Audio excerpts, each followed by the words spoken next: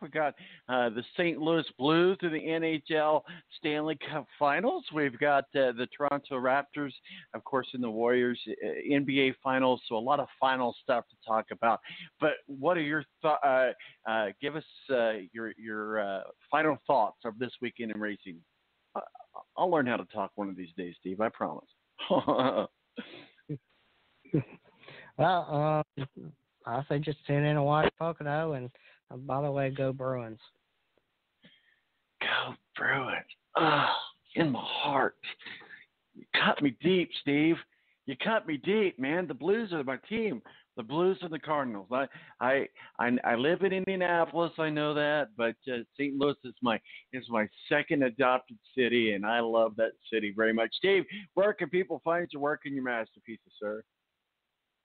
You find us at Speedway Digest on Twitter, Facebook.com/Speedway Digest, and SpeedwayDigest.com. All right, Steve, you have yourself a good race weekend. We'll talk with you soon. Thank you, Jim. Steve Wilson, Speedway Digest, our official NASCAR contributor. We're going to just kind of roll on into the next hour here because, you know what, when you have greatness in your midst, you got to go with it. Kent Sterling from KentSterling.com. Kent, how are you, sir? I'm good, but you said greatness, and I was interested to see who you were going to have on. I'm looking forward to hearing that. You, of course, sir. I appreciate you joining us today. You know, I wanted to last week to talk with you about the Indianapolis 500. I know we didn't make the connection. So real quickly, let's get a recap of the Indianapolis 500. Clearly, as we titled the show today, it was a month of Simon Says. Simon Pattison clearly dominated. Penske dominated the month of May. But as you look back at the month of May, we always get so excited, Kent, for the Indianapolis 500 for the month of May. And then when it goes away, it's just like it's Christmas. Now all's left is all this wrapping paper. So after all the presents have been opened, Kent, what are your thoughts about your presents from Christmas in May? You know, to me, last Sunday was all about validation and all about disappointment. You know, I think for Colton Herta, it was really, really disappointing. He came in with a terrific car, did a great job all month long until the race in a gearbox fails, and that's Indy. When I talked to him at the Fastest Rookie Lunch, we kind of talked about how the track selects its winner, and I really think that it does, and the way that you win that race is by making the fewest mistakes, and that's usually Penske, and so it really wasn't a surprise at all that Simon Pagenaud wound up winning. I felt great for him. I think the longer you're a part of that event, the more it means to you, and so I like the guys who have to toil a little bit to get there, and Simon Pagenaud's been one of those guys. I felt bad for Rossi. You know, Rossi's a guy who I think because he won as a rookie is kind of like, oh, this is easy. And now he's learning on the other end that it's not with his second back-to-back or consecutive back-to-back finish or runner-up finish. Yeah, and absolutely. I mean, I know Rossi thought that Pattison was blocking him there at the end. And, you know, I was listening to the scanner in my ears throughout the whole race. But Simon Pagenaud had some fuel issues. A lot of people don't know this. So he kind of fell back behind Joseph Newgarden, and Joseph Newgarden kind of pulled him along for a few laps so that they could conserve on fuel. But it's the Indianapolis 500, and you talk about Oreo and Rossi as well. I mean, a lot of people thought Oreo was kind of like, well, you know, Oreo may not be back to the Indianapolis 500. He's trying to still make his audition tape, if you will. And so I don't blame anybody for doing anything that they do at the Indianapolis 500, but Alexander Rossi seemed to feel like, you know, everybody was after me. Well, if you're second place in the Indianapolis 500, everybody is after you. Yeah, and I really thought that maybe he pulled the trigger on the pass too early.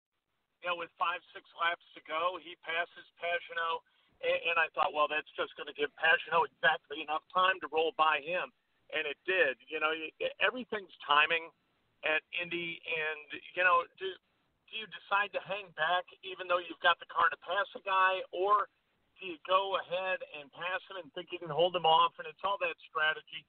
The first 10 laps were unbelievably exciting. The last 10 laps too, and that's the fun of the thing. The middle kind of 180 laps That's for the zealots. That's for the guys who really dig the racing and really dig the cars. But first 10, last 10, that's for the fan who shows up with a cooler of beer and the fried chicken and the sandwiches and enjoys the afternoon. I tell you what, there's nothing like the fans at the Indianapolis Motor Speedway. And I like, I have access to the media center. That's all comfy and everything. But on race day, I like to hang out there in turn 4 on the mounds there. It's close enough to the media center. If it rains or if I need some water, I can dart over there. And so I maintain my professionalism. But I love to hang out there with the fans. And if you want to people watch, come hang out at turn 4.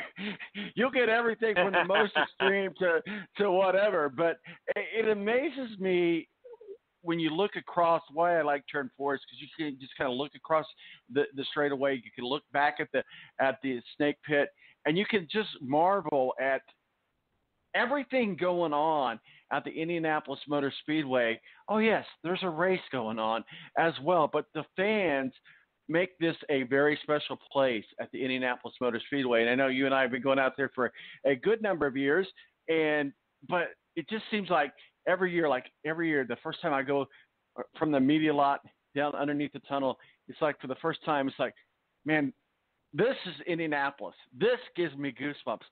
What do you think makes Indianapolis so special? I think that it is the fans. I mean, I love the race, and I love the drivers, and I love the month-long build-up. But when you show up on race day and you look down the front stretch and you see all those people, I don't know how many people sit on the front stretch from turn 1 back to turn 4, but the mass of humanity is unbelievable. You look in the snake pit, as you said, it's another whole bunch of people.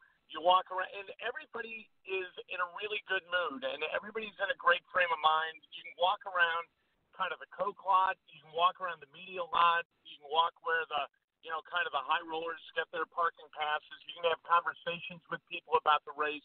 It's one of those days where I think everybody's kind of a friend, and so to me, it's about the people. From my perspective, and in my coverage, the hay's in the barn once the weekend starts. Once we get done with Carb Day, my role in covering the race is kind of over, so I get to experience I'm the same way. As a fan, and I just absolutely love it. I mean, I wouldn't be anywhere else on race day.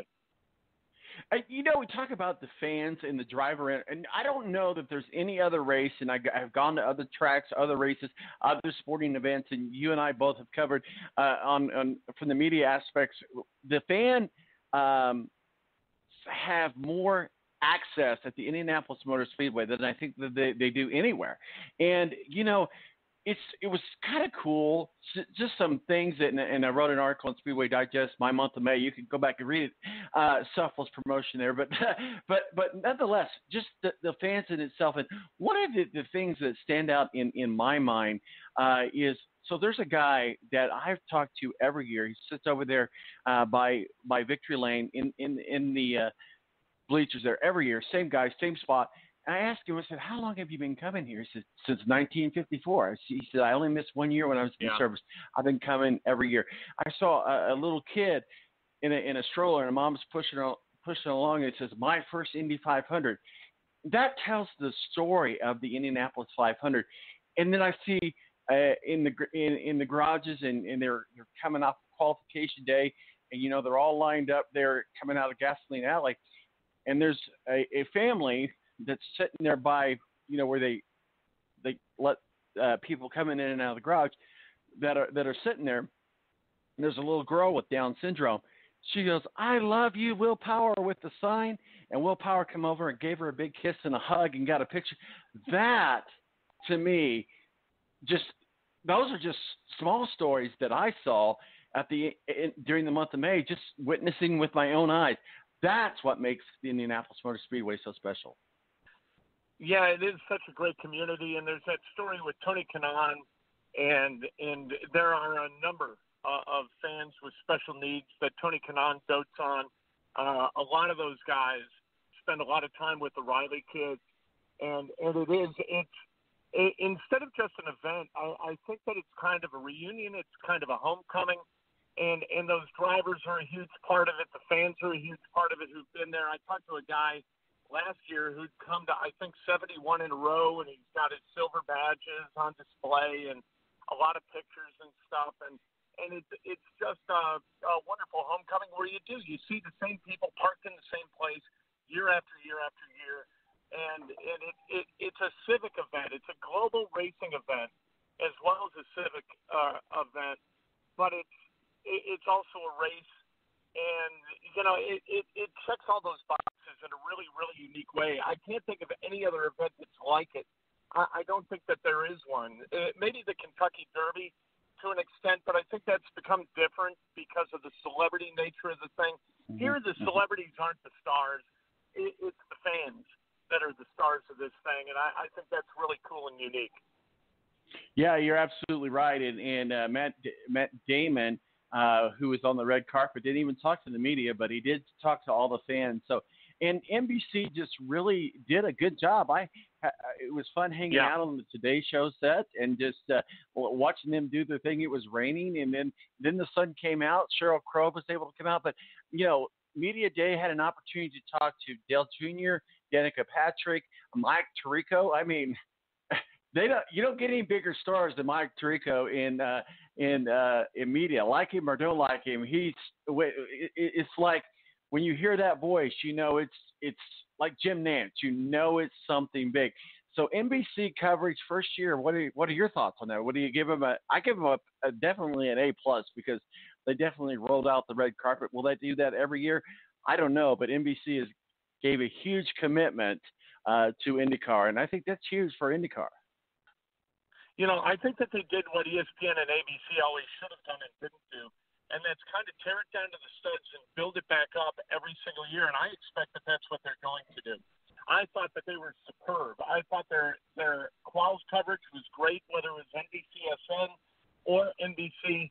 I thought that the race coverage, carb day coverage, was unbelievably good. I heard one complaint about the moving cameras giving people who watched on big screens kind of a vertigo sort of feeling, but that's a small quibble and maybe something that's inside kind of the brains of the people who watched. But I thought that they were fantastic. They were reverent, which I think is good. I think that like inside Indianapolis, we all love and respect the Indianapolis 500. Outside the market, not that many people pay attention in the way that they used to or the way people in Indy do. But I thought that the NBC, the crew, as well as the talent, really understood what this means to the people who love it, and they broadcast that event with that level of respect. I thought it was very cool. I would agree. I think they were an easy A.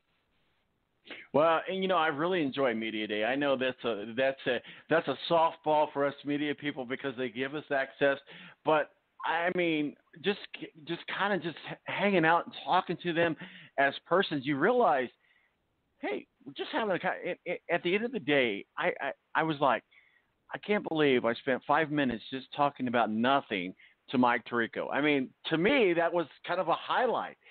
But they aren't just normal people, but they are one of the greatest. I mean, certainly when it comes to sports broadcasting. So that tells you that what NBC thought about it. So let's move on to KentSterling.com. Kent Sterling joins us from KentSterling.com. Kent, I love my Cardinals. I hate the Cubs. Hate's a strong word, but I reserve it for a very special team. Cubs are a number one spot, but I do have a soft spot for the story that you wrote, which is obviously made national stories, and that's about Albert Almora and the foul ball that hit the little girl. I mean, that was an emotional time. You could tell that really was. And I liked your story there. So talk with us a little bit about what your thoughts about that and what made you want to write that story. I know it's been told a lot of times, but you did a good job on playing that out on KentSterling.com. Well, Almora hits a foul ball, line drive foul ball down the left field line, and really not exactly down the line, but into the crowd just beyond the Cubs dugout. It hits a little girl, a 4-year-old girl, and the girl was taken to the hospital as a precaution. She, by all reports, is fine now. But Albert Almora kind of broke down and got very emotional about it. Nobody wants to cause harm to a fan, especially a little 4-year-old girl. who's playing with a cotton candy and doesn't really understand baseball. Mm-hmm. And so there was a discussion on social